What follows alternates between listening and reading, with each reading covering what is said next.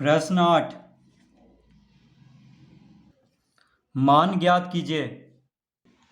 तो प्रश्न 8 का पहला है 4/216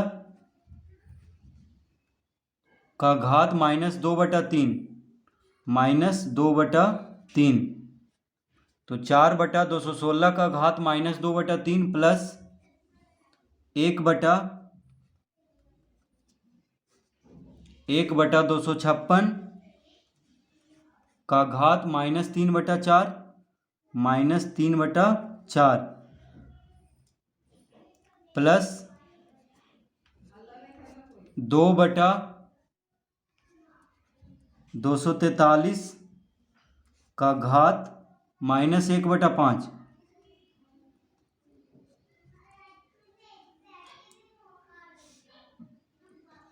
तो ये है प्रश्न।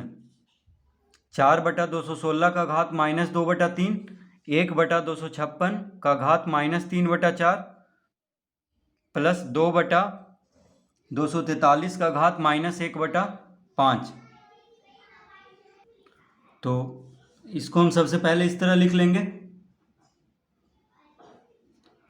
4 गुना 216 का घात 2/3 प्लस 256 का घात 3/4 प्लस 2 गुना 243 का घात 1/5। इस तरह हम लिख लेंगे इसको। तो इस तरह क्यों लिखेंगे? क्योंकि देखिए माइनस है घात में, यानी -2/3 है। क्या है? -2/3 है, यानी घात के साथ, यानी घात माइनस में है। तो घात को धनात्मक करने के लिए क्या करना पड़ेगा? यहाँ पे देखिए हर में है, 216 क्या है? हर में है, यानी बटा में है। तो इसको हम अंश में भेज देंगे, यानी ऊपर। तो 4 के साथ गुना हो जाएगा, यानी 4 गुना 216 का घात 2/3 हो जाएगा। उसी तरह यहाँ पे 256 का घात -3/4 है, यानी 1 है ऊपर। तो 1 के साथ गुना हो जाएगा। अगर माइनस हटाएंगे तो 1 के साथ 256 का घात 3/4 गुना हो जाएगा। तो 1 गुना 256 का घात 3/4 क्या आ जाएगा? 256 का घात 3/4। उसी तरह यहाँ पे भी 243 का घात है -1/5, घात माइनस में है, तो इसको भी ऊपर भेज देंगे, यानी अंश में भेज देंगे। तो 2 के साथ गुना हो जाएगा, यानी 2 गुना 243 का घात 1/5। तो सबका घात अब धनात्मक हो गया है। इस तरह कर लेंगे। तो घात में अगर माइनस हो तो क्या करते हैं? जब व्युत्क्रम लिख लेते हैं उसका, यानी अंश में हो तो हर में उसको बना लेते हैं, और अगर हर में है तो अंश उसको बना लेते हैं। ठीक है? तो यहाँ पे सब हर में था और माइनस है घात में, तो सबको अंश बना लेंगे, यानी अंश के साथ गुना कर देंगे इस तरह से। ठीक है? बस यहाँ पे देखिए 1 से इतना गुना करेंगे तो इतना ही आ जाएगा, क्योंकि 1 है ऊपर। तो 1 गुना इतना, यानी 1 गुना 256 का घात 3/4 कितना आएगा? 256 का घात 3/4। ठीक है? तो 1 गुना इतना लिखें चाहे सिर्फ इतना लिखें, कोई फर्क नहीं पड़ रहा है। तो इसको हम इस तरह लिख लेंगे। बाकी सबको, यहाँ पे 4 है ऊपर में, तो 4 गुना 216 का घात 2/3। यहाँ पे 2 है ऊपर में, तो 2 गुना 243 का घात 1/5। इस तरह लिख लेंगे। अब इसको हम लिख सकते हैं, देखिए 216 का अभाज्य गुणनखंड करेंगे। तो 216 का, देखिए 216 जो है 6 का घन है, यानी 6 गुना 6 गुना 6 216 आता है। देखिए 6 छक 36, 36 छक क्या होता है? 216, यानी 216 को हम लिख सकते हैं 6 का घात 3। 216 को हम 6 का घात 3 लिख सकते हैं, क्योंकि 216 6 का घन है। ठीक है? तो ये कैसे आएगा? तो देखिए 216 का हम अभाज्य गुणनखंड करेंगे, 2 से लगाएंगे तो 108, 54, 27 दूना 54, ठीक है। 2 से देखिए 216 को 2 से भाग देंगे तो 108 आएगा, और 108 को 2 से भाग देंगे तो 54, और 54 को 2 से भाग देंगे तो 27। अब 3 ये 9 तिया 27 और 3 तिहाई 9 कितना आ गया, देखिए 2 का घात 3 गुना 3 का घात 3 आ गया। देखिए 2 गुना 2 गुना 2 गुना 3 गुना 3 गुना 3, तो दोनों पे घात 3 है, यानी 2 गुना 3 पे घात 3 इस तरह लिख लेंगे, यानी 6 पे घात 3। देखिए 6 का घन यानी 6 पे कितना आ गया, घात 3। तो 216 को हम क्या लिख देंगे, यानी इसको लिख लेंगे बराबर 4 गुना 6 पे घात 3 और पूरा पे घात है 2/3, इस तरह लिख लेंगे। यानी 216 को लिख लेंगे 6 का घात 3 प्लस, अब 256 आ गया तो 256 को क्या लिखेंगे, तो देखिए 256 का अब अभाज्य गुणनखंड करके देखते हैं।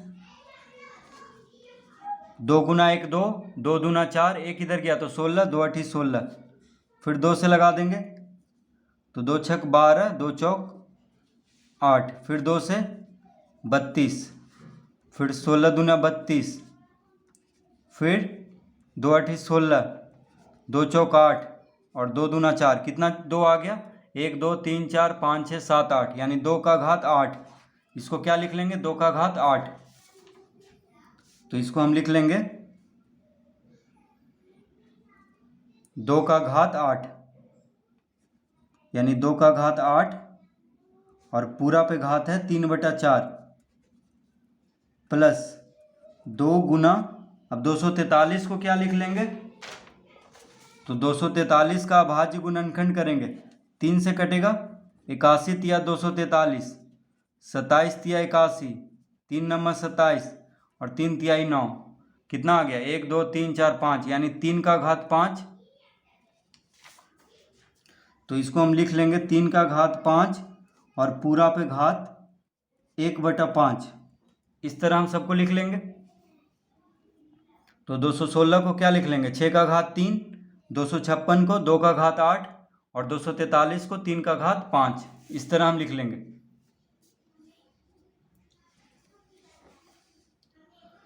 अब देखिए जब घात पे घात हो, यानी 6 का घात 3 है और पूरा पे घात है 2/3, तो घात को गुना कर देते हैं तो कितना हो जाएगा, 4 गुना 6 का घात 3 गुना 2/3, इस तरह लिख लेंगे, प्लस 2 का घात 8 गुना 3/4 प्लस 2 गुना 3 का घात 5 गुना 1/5, इस तरह लिख लेंगे। देखिए घात पे घात है तो घात को गुना कर लेंगे, यहाँ भी घात पे घात है तो घात को गुना कर लेंगे। तो 3 गुना 2/3, 3 से 3 कट गया। यहाँ पे देखिए 8 गुना 3/4, 4 से 8 2 बार में कट जाएगा, 4 दूना 8, और यहाँ पे 5 गुना 1/5, तो 5 से 5 काट लेंगे इस तरह से। तो क्या आ गया, तो आ गया 4 गुना 6 का घात 2, देखिए 2 बचा यहाँ पे तो 6 का घात 2 लिख लेंगे, प्लस अब यहाँ पे 3 दूना 6 यानी 2 का घात 6 प्लस, अब देखिए 2 गुना 3, अब यहाँ पे क्या बचा, 1 बचा, तो 3 का घात 1 क्या होता है, 3 होता है, तो इस तरह लिख लेंगे। अब देखिए 4 गुना 6 का घात 2 क्या हो गया, 6 छक 36 प्लस 2 का घात 6 क्या हो जाएगा, तो 2 दूना 4, 4 दूना 8, 8 दूना 16, 16 दूना 32, 32 दूना 64, क्या लिख लेंगे, 2 ये 64, 2 का घात 6 क्या हो जाएगा 64 प्लस 3 दूना 6। अब 36 को 4 से गुना कर देंगे तो 6 चौक 24, 4 तिये 12, 2 14, यानी 144 आ जाएगा। 36 गुना 4, तो पहले गुना करते हैं तब जोड़ते हैं, तो 36 गुना 4 कितना आ गया, 144 प्लस 64 प्लस 6, तो इसका उत्तर कितना आ जाएगा, तो सबको जोड़ देंगे। 6 4 10, 10 4 14, हाथ में रहा 1, 6 4 10 1 11, हाथ में रहा 1, 1 1 2। इसका उत्तर आ गया 214। इसका उत्तर कितना आ जाएगा? 214। तो देखिए 64 कहाँ से आया? 2 का घात 6 64 होता है, यानी 2 को 6 बार गुना करेंगे। देखिए 2 गुना 2 गुना 2 गुना 2 गुना 2 गुना 2, 2 दूना 4, 4 दूना 8, 8 दूना 16, 16 दूना 32, 32 दूना 64। तो 2 का घात 6 कितना हो जाएगा? 64। तो यहाँ से हम 64 लिख लिए, और 6 का घात 2 36, और 2 तिया 6। पहले गुना होता है तब जोड़ होता है, तो पहले गुना करेंगे उसके बाद ही जोड़ेंगे। तो 36 चौक हो गया 144, तो 144 64 और 6 को जोड़ देंगे तो कितना आ जाएगा? 214।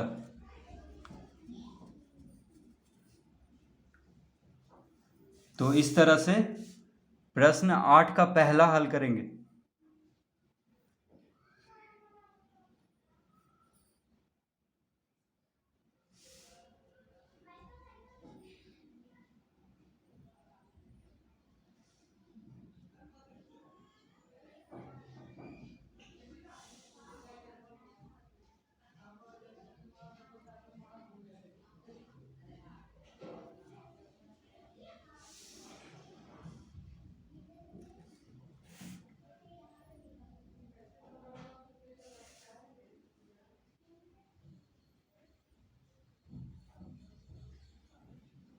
दूसरा, तो प्रश्न 8 का दूसरा प्रश्न क्या है?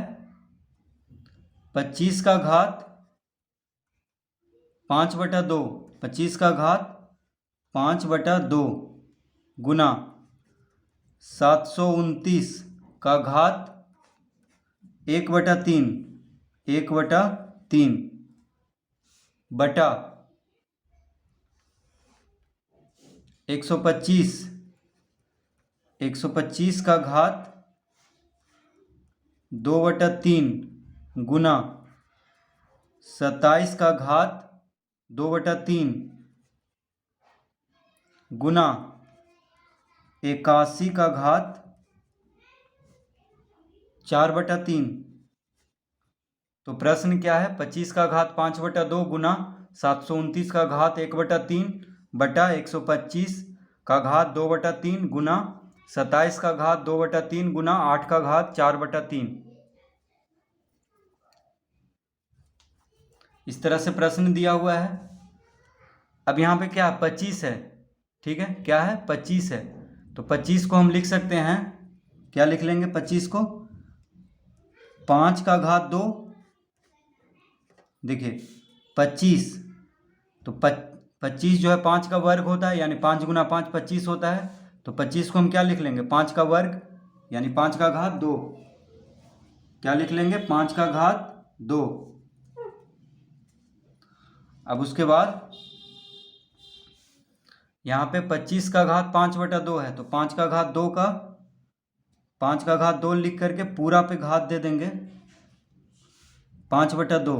क्या दे देंगे? 5/2 गुना, अब यहाँ पे गुना का चिन्ह देंगे, 729 का घात 1/3 है, 729 का घात 1/3 है।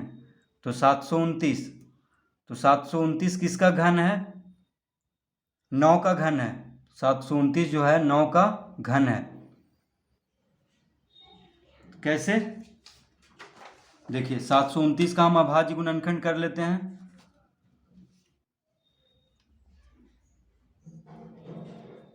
3 से कट रहा है, ठीक है, तो 3 दूना 6, एक इधर गया तो 12, 3 चौक 12, 3 तिहाई 9, फिर 3 से 81 तिया